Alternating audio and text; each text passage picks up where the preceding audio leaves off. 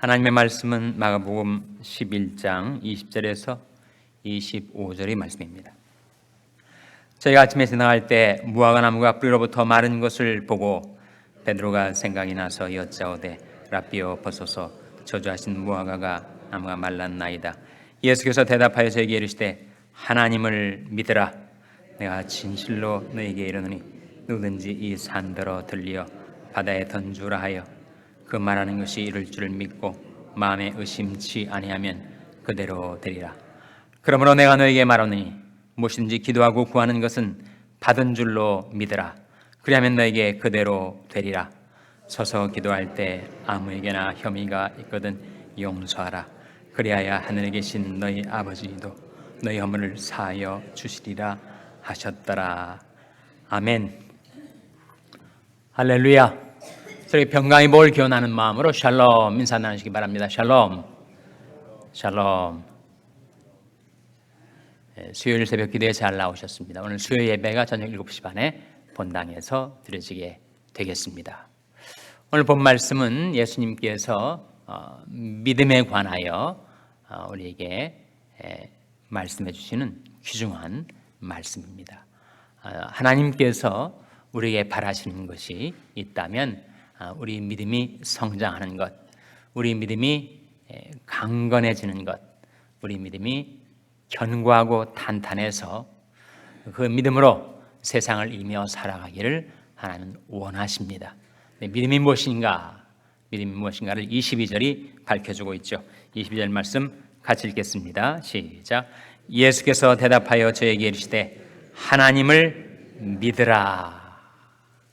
하나님을 믿으라. 하나님께 대한 믿음을 가지라. 하나님을 신뢰하는 믿음 갖고 살라. 이러시는 말씀이죠. 믿음은 하나님을 믿는 것입니다. 하나님의 사랑을, 하나님의 능력을 믿는 것이죠. 내가 무궁한 사랑으로 너를 사랑하는 거로 인자함으로 너를 인도하였다 하신 하나님의 사랑을 신뢰하는 것. 그의 믿음과 하나님은 죽은 자를 살리시며 없는 것을 있는 것 같이 부르시는 이신이라 하셨던 죽은 자도 살리고 없는 것도 불러다가 있게 해주시는 그 하나님의 능력을 믿는 것, 하나님의 사랑과 하나님의 능력을 믿는 것이 바로 믿음인데, 그 하나님께 믿음을 두고 살라, 그 하나님을 신뢰하며 살라 하시는 말씀이죠. 이 말씀 다음에 주님께서 그 믿음을 우리 생활 속에 두 영역에 적용할 것을 말씀해 주고 계십니다. 두 영역이 뭘까요?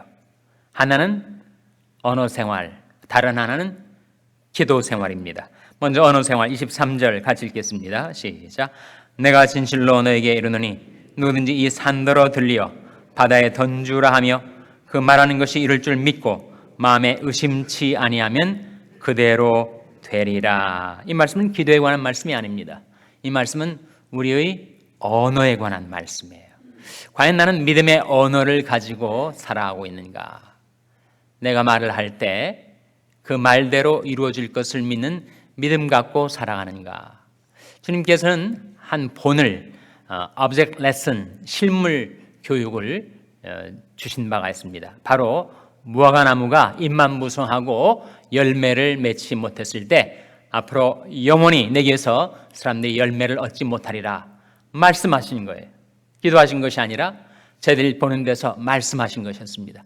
그런데 그 일이 있고 나서 다음날 아침에 예루살렘 성에 들어오는데 그 무화과나무가 말라버린 것이었습니다. 바로 20절 말씀이죠. 저희가 아침에 지나갈 때 무화과나무가 뿌리로부터 마른 것을 보고 베드로가 생각이 나서 여짜오되 라삐여 벗소서 저주하신 무화과나무가 말랐나이다. 왜 주님은 그렇게 무화과나무를 저주하셨을까? 주님이 의도와 목적이 무엇이었을까? 그것은 바로 object lesson, 실물 교육을 제자들에게 주시기 위함이었어요. 우리 언어가 믿음으로 이루어질 때 그 언어는 강력한 파워를 가지게 된다는 거예요. 그래서 심지어 인격체가 아닌 생물체인 나무도 그 말씀의 능력 가운데서 말한 대로 이루어지게 하는 그런 힘이 있다는 것입니다. 통상 사람들이 말 자체도 얼마나 파워가 있는지 죽고 사는 것이 혀의 권세에 달렸다고 했는데 그 언어에 믿음이 들어가 있으면 그것은 강력한 역사를 이루어낸다는 거죠. 주님이 실제로 무화과나무의 실물 교육을 통해서 본을 끼쳐 주시고 나서는 말할 때 믿음 갖고 말하라. 믿음 갖고 말하면 그 말대로 이루어진다라고 말씀하시고 있습니다. 그렇기 때문에 우리 언어가 중요하죠. 만일 누가 말하려면 하나님이 말씀을 하는 것 같이 하고 누가 봉사하려면 하나님이 공급하시는 힘으로 하는 것 같이 하라. 말하려고 할 때 하나님의 말씀을 하는 것 같이 믿음으로 말하며 살라. 베드로전서 4장 11절 펴보시기 바랍니다.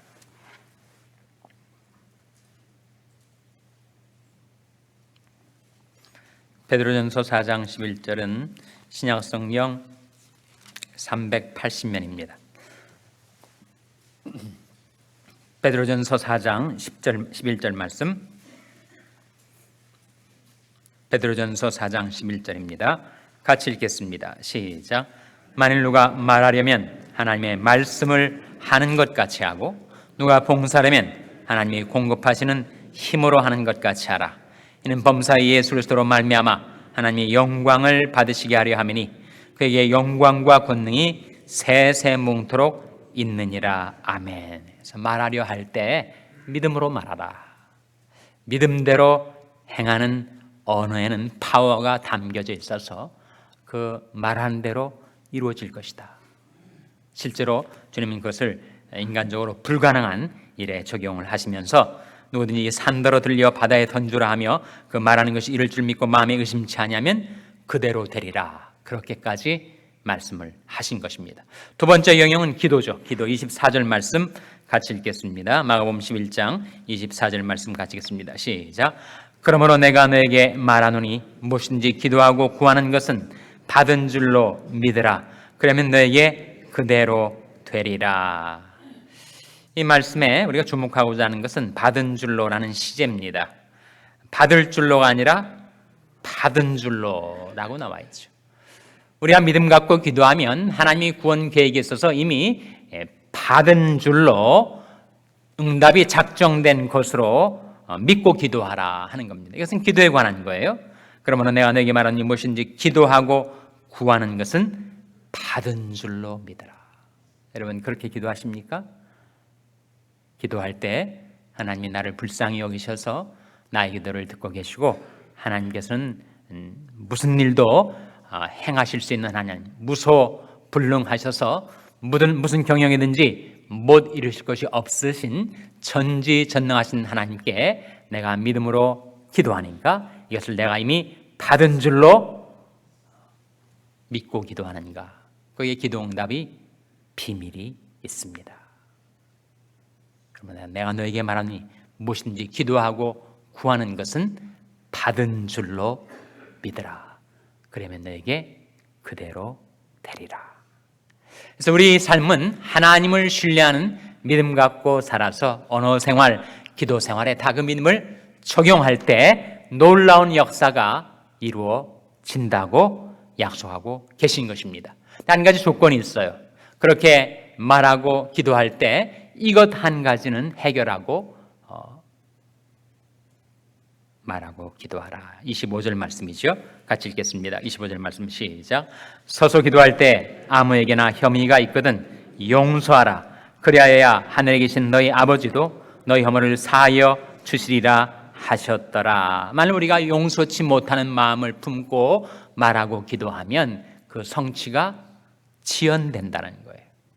그 문제가 해결되어야 하나님께로 나가는 시온의 대로가 활짝 열려서 우리 하나님 앞에 기도하는 바가 놀랍게 응답될 터인데 우리가 누구에게 혐의를 갖고 용서치 않은 마음을 갖고 그리고 누구에게 내가 악의를 품고 살면 그것은 마치 하나님의 기도의 응답이 우리에게 오는 것을 가로막는 장애물과 같이 된다는 거예요.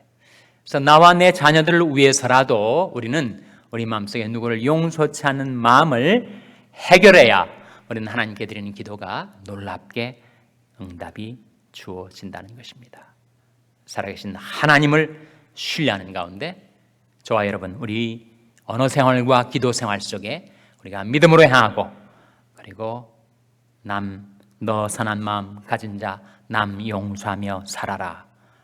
남에 대한 모든 혐의와 허물을 용서하고 사랑으로 행할 때 하나님께서 이 사순절에 여러분이 하나님 앞에 나와 드리는 모든 기도에 놀라운 응답을 베풀어 주시기를 주님의 이름으로 축원합니다. 기도하시겠습니다. 오늘 말씀 기억하며 하나님, 저희들도 용서와 믿음으로 응답받게 하여 주시옵소서. 기도하시기 바랍니다. 우리 자녀들 위해서 기도할 때 하나님을 믿으라.